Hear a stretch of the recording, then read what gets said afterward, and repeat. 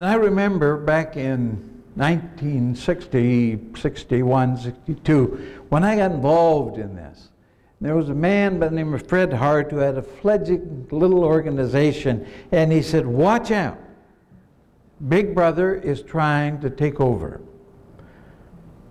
And he said, it is not unlike Hitler, who practiced genocide on the Jews.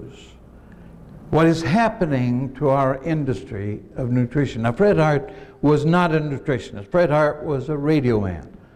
But he believed and he understood that the United States was under the grasp of a group of people who were trying to get rid of nutritionists, who were trying to say to the nutritional industry, we are going to control you and you have got to do it this way or not do it at all.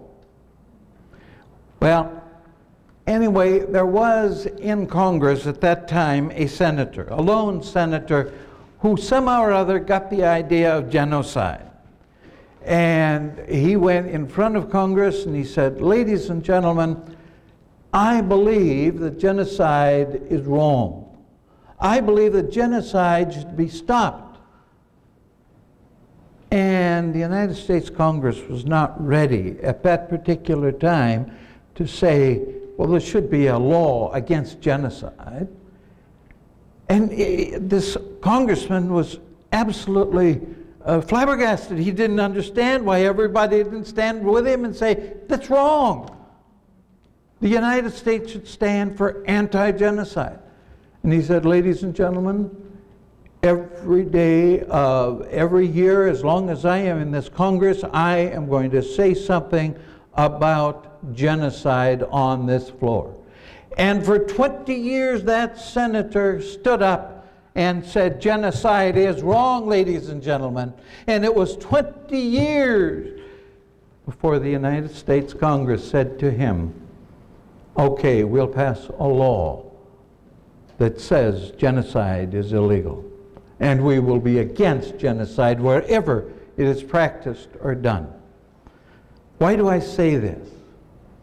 Because right now, and then even, the nutritionists were under the possibility of receiving genocide by people who said, rather than fight with you, rather than argue with you, we are going to destroy you and put you aside.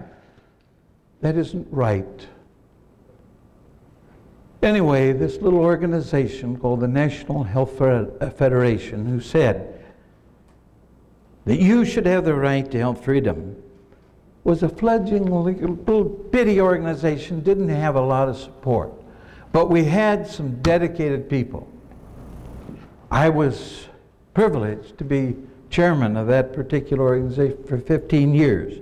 But during that time, when we were trying to fight for the right of nutritionists, the right to manufacture nutritions and all of that, we had just some enthusiastic people. Clinton Miller. Now, Clinton Miller was a lobbyist. Did he have a degree in business? Did he have a degree in lobbying? No. No. Clinton Miller was a baker in, I think, Orem, Utah, or close to it. And he said, the whiter the bread, the sooner you're dead. The FDA said, that's not right, Mr. Miller. Thou shalt not make bread that makes people live longer, and you shouldn't say that. Mr. Miller said, why not? It's the truth, isn't it? They condemned him for it. He joined the National Health Federation and became our lobbyist in Washington. We had a flamboyant attorney by the name of Kirkpatrick Dilling. Many of you may not have heard of him. But Kirkpatrick Dilling believed, as an attorney, the freedom of choice of health matters. Kirkpatrick Dilling, Mr. Miller, and thousands of others stood strong. And Mr. Miller got this congressman that I talked about he said,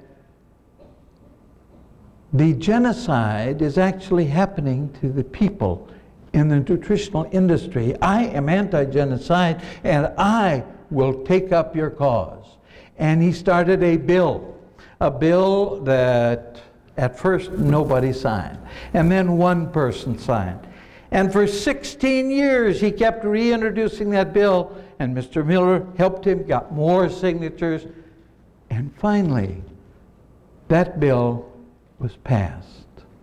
And we breathed a sigh of relief.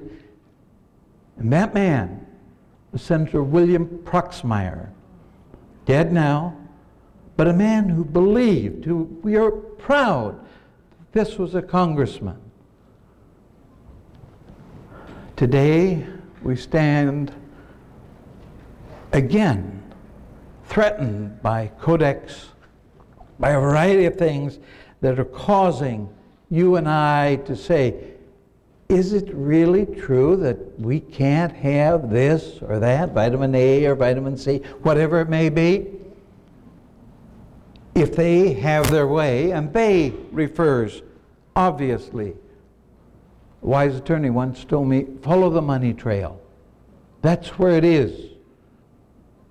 The Pharmaceutical Association throughout the world has bought up nutritional people because they know that that's where it's going.